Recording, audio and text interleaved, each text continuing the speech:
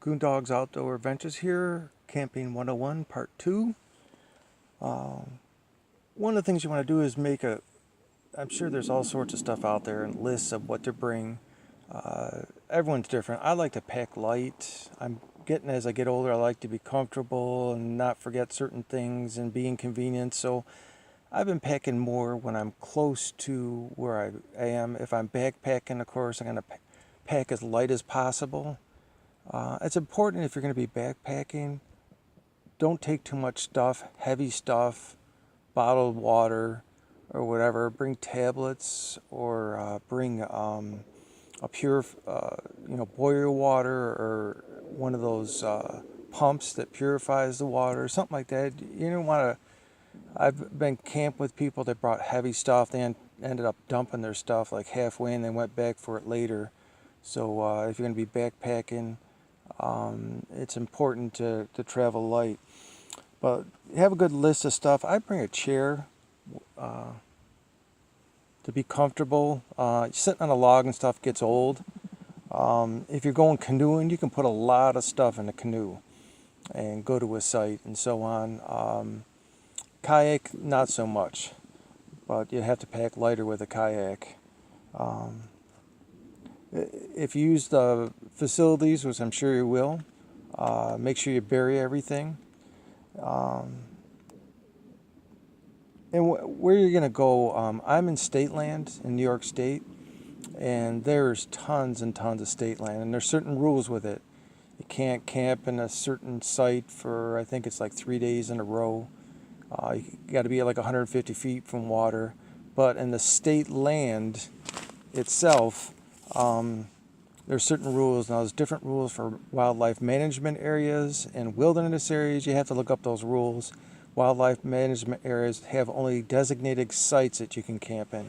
You just can't camp anywhere like state land. But if you're going to go to designated sites or campgrounds, private campgrounds, and so on, keep this in mind. Other people playing music, being annoying. Maybe you want to see other people, that's fine. But in the designated sites on the state land or wildlife management area, wilderness area, or private camping sites, keep in mind there's going to be a lot of animals that come in because the food attracts the animals. Raccoons, skunks, bears, fishers. I'm going to get into that more in another video, but people attract animals because of the food. Where I'm camping right now, I have my food by the tent, which normally is a no-no.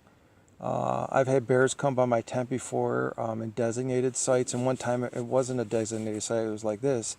And I'm used to it by now when a bear comes in. It's not a terrifying experience to me. This is an area that's heavily hunted, so the bears aren't much of a problem. But anyway, we'll do more about animals in the next one, part 3.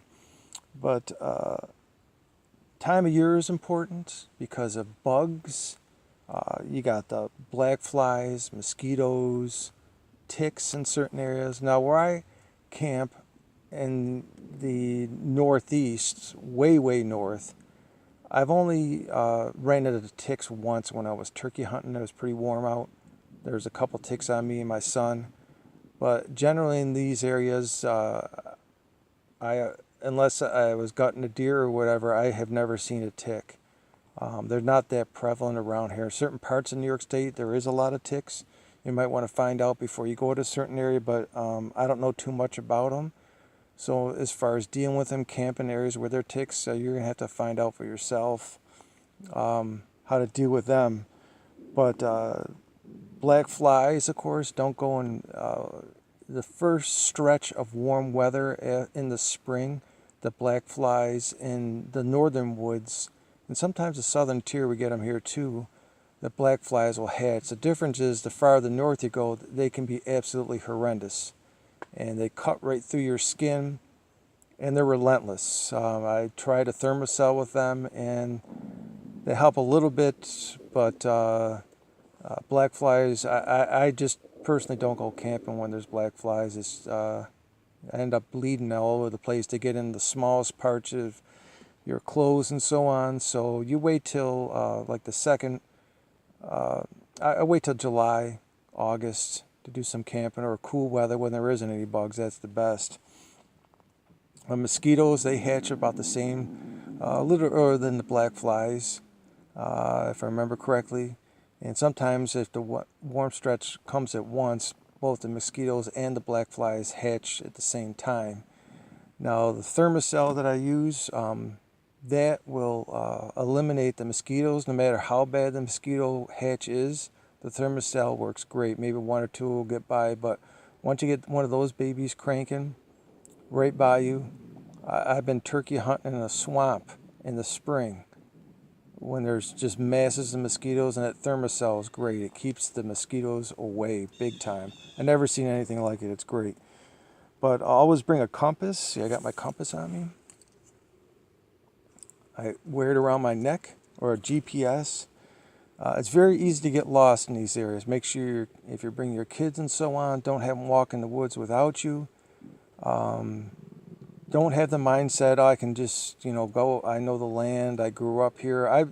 I went hiking with a friend of mine. He grew up in the Adirondacks, and I brought my compass. He didn't, and he was with his son. And he got us lost. And I knew where to get out of there, but he was just trying to be in front of his son. He didn't want to be embarrassed. So I just waited till they had that look of hopelessness in their eyes. and he was worn out. Then I said, okay, let's get out of here. So we went in a certain direction, found the lake, and got out of there. But always bring a compass. Don't think that you know. It's very, very easy to get turned around, especially in thick woods like around here. Also, make sure you bring some nice warm clothes, or clothes for for warm weather. Swimming or whatever. Make sure you bring the right, a decent amount of clothes for whatever you're going to run into. Medical stuff, if you get a headache or if you get sick to your stomach. At the end of camping, make sure you take your tent, even if it doesn't rain in these moist north east areas. Make sure you dry everything. It's very important to make sure you hang it up on the line or bring it inside and hang it up, and make sure it's really dry before you pack away, or it's going to have mold and mildew, and that'll ruin your stuff. So that's it for this Camping 101, Tent Camping 101, Part 2.